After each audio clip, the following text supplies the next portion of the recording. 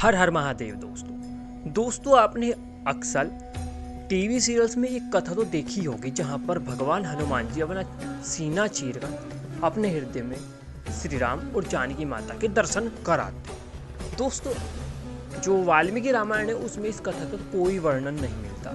ये जो वाल्मीकि जी के बाद जो तुलसीदास जी ने अपनी रामचरितमानस में ये कथा ली है, ये उनका एक इंस्पिरेशन है। वो इंस्पिरेशन लिया था उन्होंने वामन पुराण से।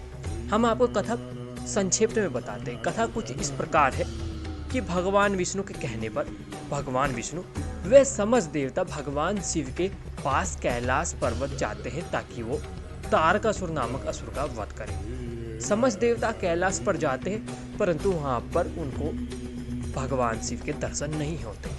तब भगवान विष्णु उनको कहते हैं कि भगवान शिव तो हम सबके हृदय में विराजमान है, बस उनके दर्शन करने की आवश्यकता है।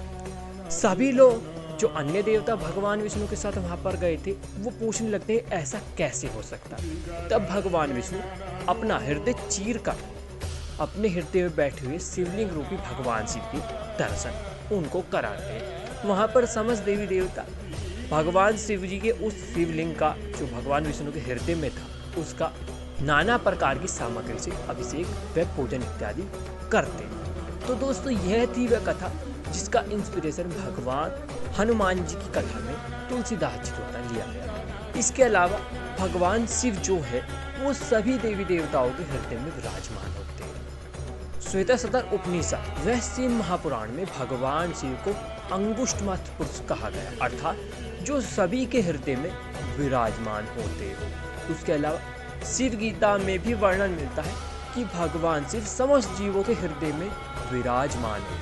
इसके अलावा एक कथा स्कंद महापुराण में मिलती है जिससे आपको पता चल जाएगा कि भगवान विष्णु के हृदय में भगवान शिव का वास है और सदैव भगवान विष्णु भगवान शिव के लिंग रूप की ही पूजा करते हैं। दोस्तों स्कंद महापुराण के जो सूत संहिता है उसमें वर्णन मिलता है कि हमको भगवान शिव का ध्यान कैसे करना चाहिए। वहाँ पर वर्णन मिलता है कि हमको स्वयं को विष्णु समझना चाहिए। विराट रूपी विष्णु समझकर स्वयं के हृदय में खिले हुए कमल पुष्प पर भगवान शिव का दर्शन करना चाहिए। इस प्रकार से हम भगवान शिव का ध्यान करें। दोस्तों यह कुछ कथाएं मिलती है जिसके कारणवश हम सबको पता चलता है कि भगवान शिव समस्त जीवों के हम सबके जो समष्टि जीव भगवान विष्णु हैं उन सबके हृदय में निवास करते, इसीलिए उनको अंगुष्ठमात्र पुरुषा कहा गया है। और इसी से इंस्पायर होकर तुलसीदास जी ने अपने रामचरितमानस में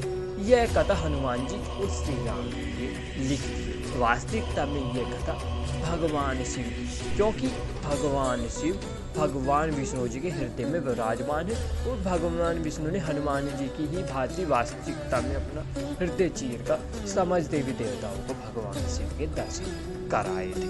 तो दोस्तों अगर आपको जानकारी पसंद आई हो तो कमेंट में हर हर महादेव अवश्य लिखें, क्योंकि आप सबके जो कमेंट होते हैं वो हमको इंस्पायर्ड करते हैं कि हम आगे भी भविष्य में ऐसी ही वीडियो लाएं।